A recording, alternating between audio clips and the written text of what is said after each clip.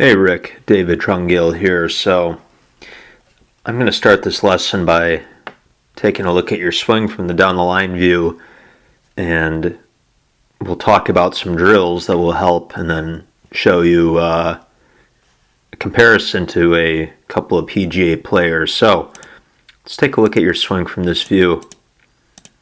So takeaway actually doesn't look too bad. It looks like it's just a little bit inside, but part of this is your toe line is closed, so I think the camera is probably mounted a little bit out and away. And in your email, you talked about this chicken wing with the arms and the release. So to be honest with you, your arms aren't that bad. The release, I agree, could use some work, but I can tell you the cause of this is probably not what you think it might be. The core of this issue is actually your turn and your pivot, which we're going to talk about. So again, just looking at this backswing, there's some good stuff going on here. Your hips are staying back, your head is lower, and your arms are pretty compact. This is comparable to, let's say, a Jason Dufner or a Matt Kuchar. But watch what happens with your left knee the moment the transition starts. So you can see your hands are dropping down and your left knee is moving forward. Now, we need to reverse those conditions. So the second the transition starts, we need that left knee to snap back and open up, because what we're seeing here, Rick, is a classic case of early extension. So look how much your hips are coming off of this line. You're losing your posture, and then your head is going off of this line. So we went from being in a decent spot in the backswing to completely losing our posture and just standing up through impact. And so early extension will almost always result in a flip style release, which we'll see from the face-on view. So it looks like this club is a bit stuck.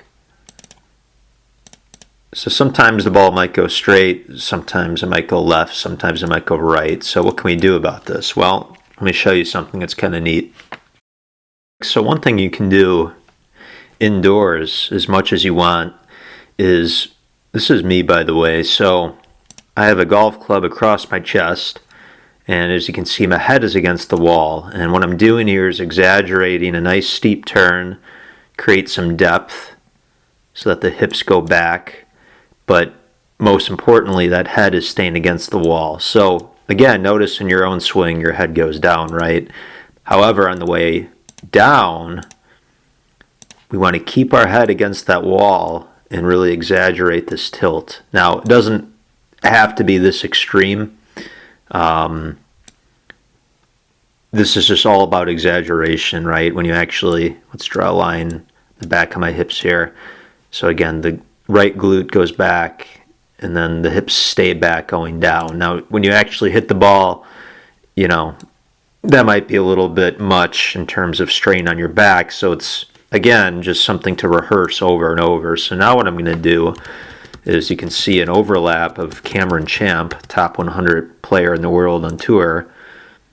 And let's see what happens here. So here he is at the top. His head went down just like yours did. But here's the key. He's going to rotate that lower body, and his head is going straight down without backing up. So he's still against the wall. So again, what's really neat about this drill is you can do it as much as you want indoors. And just work on this turn. We're going to just do a quick hologram image here. So there it is. The head goes down, doesn't back up, and then it goes down some more. So when you do this, it's going to feel awkward because, again, you're going to feel like you're making a really steep and angular turn. But it's a phenomenal drill. I would strongly recommend doing that. All right, let's move on and look at some other aspects of your swing.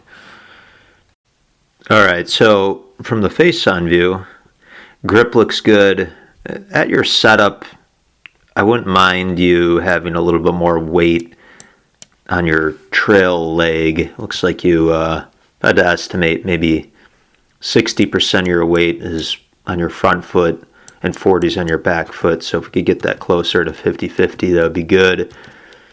Now, when I see this takeaway, one thing I'll tell you, I would like to see you make a wider takeaway and a slower takeaway. In fact, the wider the better, and the slower the better.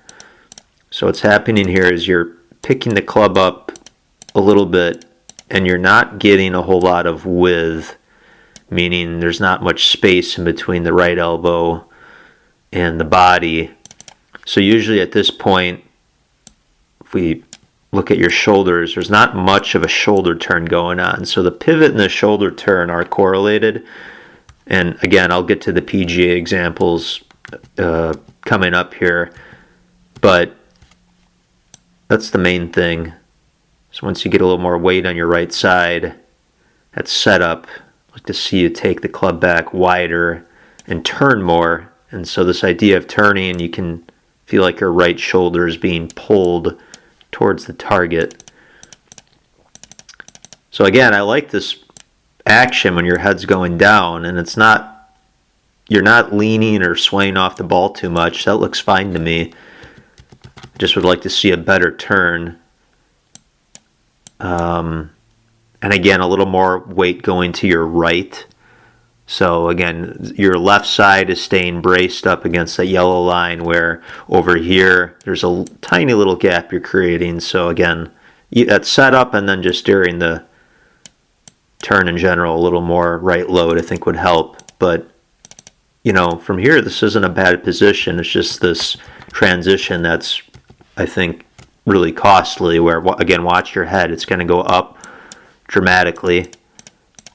So you're coming out of your posture, and now at this point, you've lost all of that angle or wrist hinge that you had on the way back. So this is, again, all about reversing conditions, a wider takeaway with more turn, and then hanging on to that wrist hinge. But I don't want to overwhelm you with swing thoughts. The main thing is to work on that wall drill, and there's one other drill I'll show you.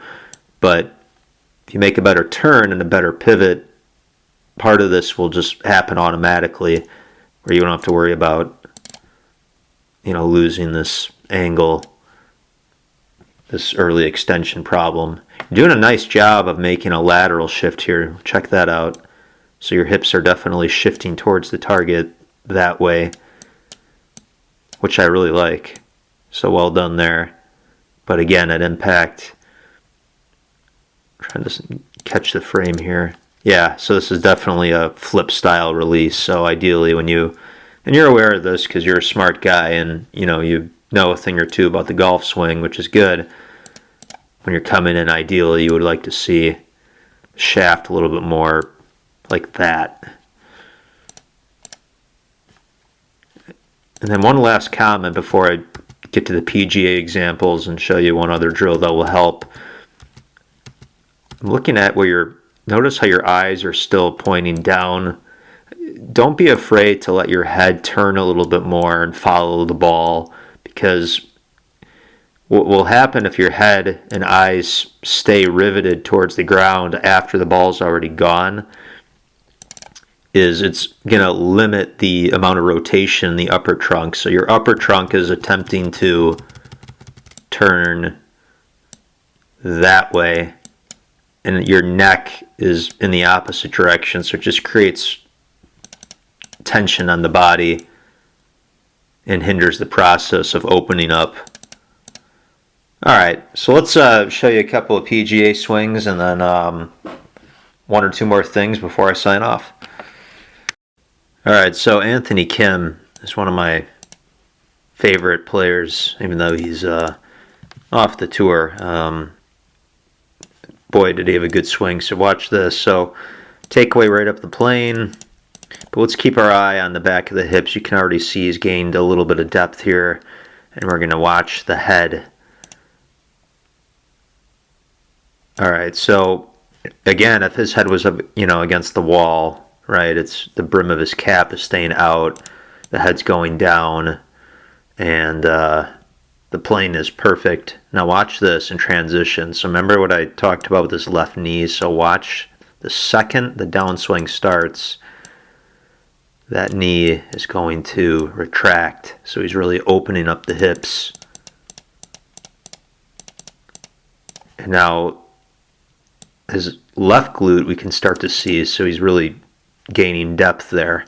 So again, with you, if we were to pause your swing, right around here, your hips would be relatively square, or even maybe closed, where he's way open. You can see the back of his left hamstring, head is down, and again, just to underscore this point, his head is not backed up. So this is the antithesis of early extension. Phenomenal swing. All right, and then another one I wanted to show you.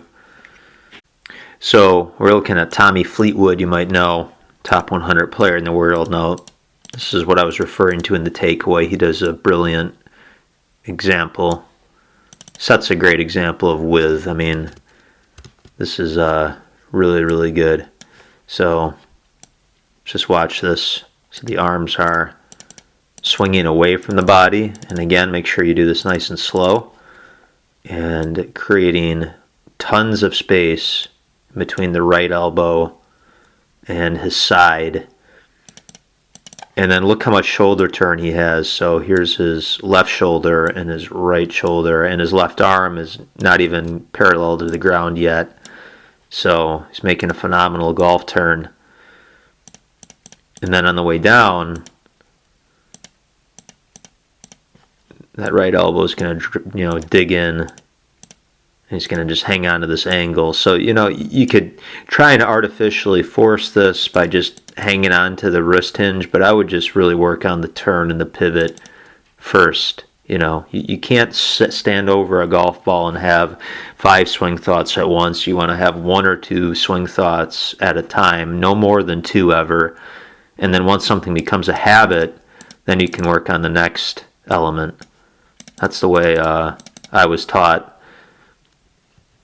And I've worked with some really good instructors. So, and then you can see at impact, trying to get this line under, you get the idea, but nice forward shaft lean. So he's definitely with an iron coming in down on the ball a bit.